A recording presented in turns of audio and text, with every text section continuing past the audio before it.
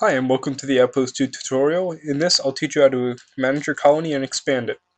Well, I'll be showing you how to play Eden Population on Easy. One of the first things you want to do for your colony is set up mining. So what you do is you select your cargo trucks, select a route, and in the lower left-hand corner it says Set Path to Mine. So you just click on your mine, then you want to set it to Mine to Smelter, such as that, and now they'll be constantly mining. Another thing you want to do is start researching something. We could start with health maintenance to give us medical centers to let our colonists live longer. These units are called convex. They basically can create any structure that you make a kit from at the structure factory. Now, because the sound wasn't working, uh, you may not have heard, but it said the power level is marginal, which means we have very little left. As you can see, there's only 10 units left. The tokamak that I just loaded, the tokamak produces power, 250, which you can later upgrade to 300. The one bad thing about tokamaks is over time they slowly deteriorate, so you have to repair them every now and then.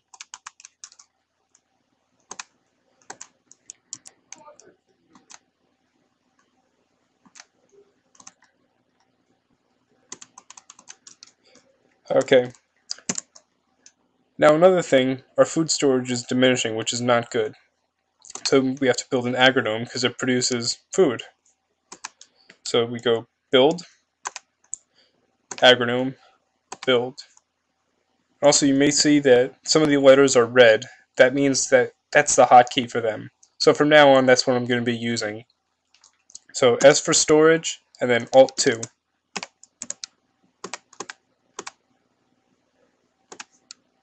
Now here's what a robo-surveyor. They can they can basically identify what a mining beacon is. So we'll head to this this white one, which means it's unidentified so far. The one we're currently using is 2, which is a medium yield. There's a low and high yield. 3 is the best. Oh, another thing about the building. If you look at it, it has the center yellow, which is the actual building, and then the tan squares are the tubes. All just about all buildings must connect to the command center in order to function correctly. And they don't have to be connected directly. It could pass through a building. But the bad thing about that is, if this building's destroyed, then these become disabled.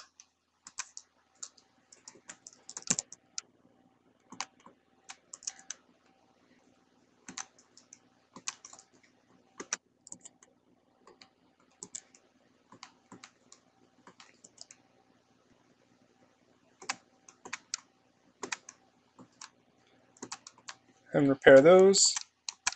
Now we can start also bulldozing, because bulldozed area actually will actually let you build faster and move faster on it. And might as well have it going, because your bulldozer is just going to be sitting there anyway. Alright, so now we look back at our morale. Residence demand is pretty not bad.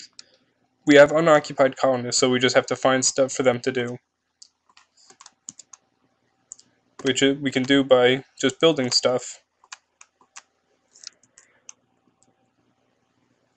Another thing we could research, cybernetic teleportation.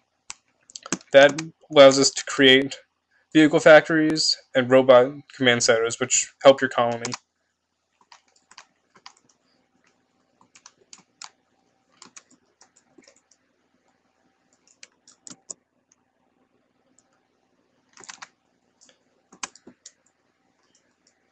Now the thing with medical centers, they can support 50 colonists, which can be later upgraded to 75. And you'd want to keep it as low as possible, as low as you can possibly get it, because the lower it is, the the lower it is, the longer your colonists live. So the better, the higher your population will grow.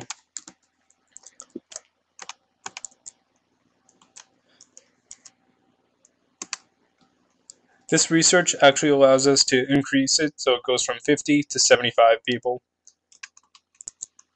And we'll build another one like there. Now, when you upgrade something, it says it on the building, like it says increased colonist capacity on the residency. So that means it's instead of supporting 25 of each one, it can support 35 colonists. This is the university. It allows you to train workers into scientists. And if you Alt C gets you to your colonist status. You see, I have 74 colonists, and I can support up to 140 in my residencies. And then it gives you the breakdown of how many of them are available. What you want to try to avoid is scientists as workers, because that'll detriment your morale status.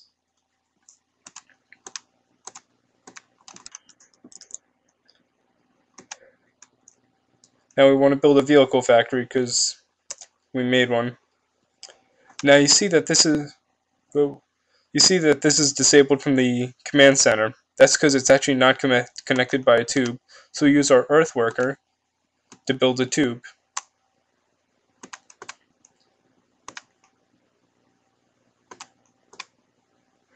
Now, now it's working.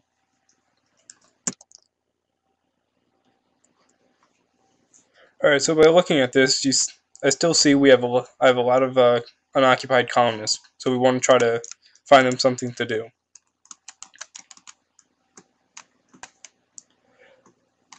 And now, if you look at this surveyor, it actually identified what was that white beacon was, and it's actually a high yield. So if you want to expand, this isn't a terrible place to build it.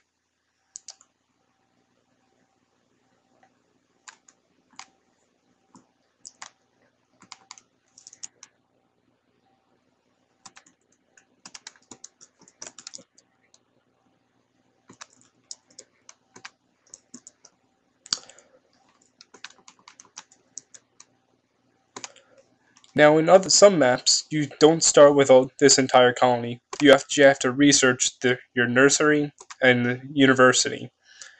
Uh, so those are usually the first research topics you get.